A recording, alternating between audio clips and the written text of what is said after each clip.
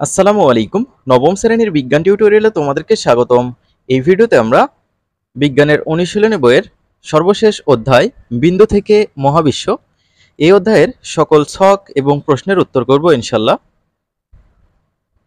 প্রথম থেকে দ্বাদশ সেশন। এখানে রিডিং পড়াগুলো তোমরা একটু কাইন্ডলি পড়ে নিবা, আমি বরং তোমাদের জন্য ছকগুলো পূরণ করে দেই। প্রথমে বলা রয়েছে পরমাণুর ভেতরে যেহেতু বেশিরভাগই ফাঁকা জায়গা, তাহলে সেটি দুমড়ে মুচড়ে যায় না কেন? তো চলো আমরা এটির উত্তর দেখে নেই। শিক্ষার্থীরা, তোমরা চ্যানেলে নতুন হয়ে থাকলে চ্যানেলটি সাবস্ক্রাইব করবে এবং পাশে থাকা বেল আইকনটি প্রেস করে রাখবে। এখানে দেখো নমুনা সমাধান।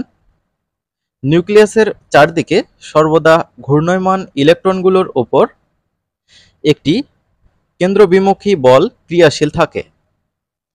অপরদিকে ধনাত্মক নিউক্লিয়াস ও ঋণাত্মক ইলেকট্রনের মধ্যে একটি স্থির বৈদ্যুতিক আকর্ষণ বল বিরাজমান থাকে। এই দুটি বল সর্বদা ভারসাম্য বিরাজ করে বিধায় পরমাণুর কাঠামো স্থিতিশীল অবস্থায় থাকে। তাই পরমাণুর মধ্যে বেশিরভাগ ফাঁকা জায়গা হওয়া সত্ত্বেও সেটি দুমড়ে মুচড়ে যায় না। আশা করছি বুঝতে পেরেছো। আমরা পরবর্তী কাজে চলে যাব।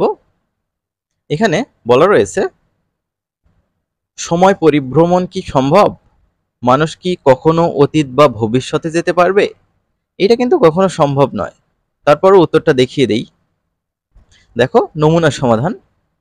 সময় পরিভ্রমণ বলতে যদি বোঝায় আমরা অতীতে যেতে পারবো কিনা এবং ভবিষ্যতে কি ঘটবে তা এখনই দেখতে পারবো কিনা, সেক্ষেত্রে আমি মনে করি সময় পরিভ্রমণ সম্ভব নয়। আমি মনে করি মানুষ কখনো অতীতে যেতে পারবে না, কারণ মানুষ অতীতে যেতে পারলে সেটা পরিবর্তনও করতে চাইবে, যা বর্তমানকে অসম্ভব করে তুলবে। আর ভবিষ্যতের ক্ষেত্রে মানুষ তো ক্রমাগত ভবিষ্যতের দিকে ধাবমান, কিন্তু ভবিষ্যতে যাওয়া বলতে যদি ভবিষ্যতে কি ঘটবে তা দেখতে পাওয়া বোঝানো হয়, তবে আমি মনে করি সেটি কখনো সম্ভব নয়। আমরা পরবর্তী কাজে চলে যাব। এখানে বলা রয়েছে কেন আলোর বেগের চেয়ে বেশি জোরে ছোটা সম্ভব নয়? তাহলে এটির উত্তর দেখে নেই। এখানে তোমরা খেয়াল করো, নমুনা সমাধান। সময় সম্প্রসারণের সূত্র হচ্ছে এটা, T equal T not divided root over 1 - V square ভাগ সি স্কোয়ার। এইটা হচ্ছে সময় সম্প্রসারণের সূত্র।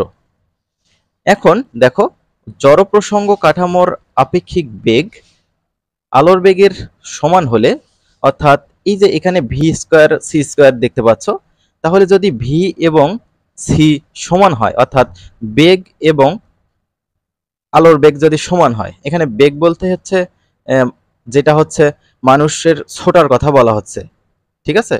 তাহলে মানুষের ছোটার বেগ আর আলোর বেগ যদি সমান হয়, তাহলে এই ইকুয়েশনটা কি দাঁড়ায় সেটা একটু খেয়াল করো। T equal T not divided root over 1 - V square ভাগ সি স্কোয়ার। এখানে দেখো T equal T not root over 1 এখানে দেখো ভি এর মান কিন্তু সি এর সমান, তাহলে ভি স্কোয়ার ভাগ, যেহেতু ভি সি এর সমান, তাহলে এই যে দেখো এখানে সি স্কোয়ারের জায়গায় আমরা ভি স্কোয়ার দিতে পারি। তো এটা কাটা, তাহলে এখানে ওপরে থাকে হচ্ছে টি নট, নিচে থাকে রুট ওভার 1 - এখানে ওপরে নিচ কাটলে 1 থাকে, আর এখানে হচ্ছে ওপরে টি নট, নিচে হচ্ছে রুট ওভার 1 - 1 মানে হচ্ছে 0, 0-র উপর রুট করলে 0।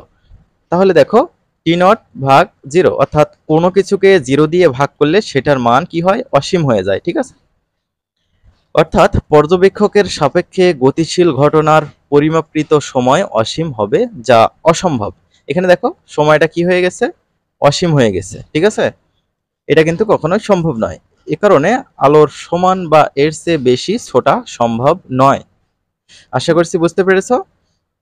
তো শিক্ষার্থীরা, তোমরা ভালো থাকবে। পরবর্তী ক্লাসে দেখা হবে অন্য কোনো সাবজেক্টে। ধন্যবাদ তোমাদের।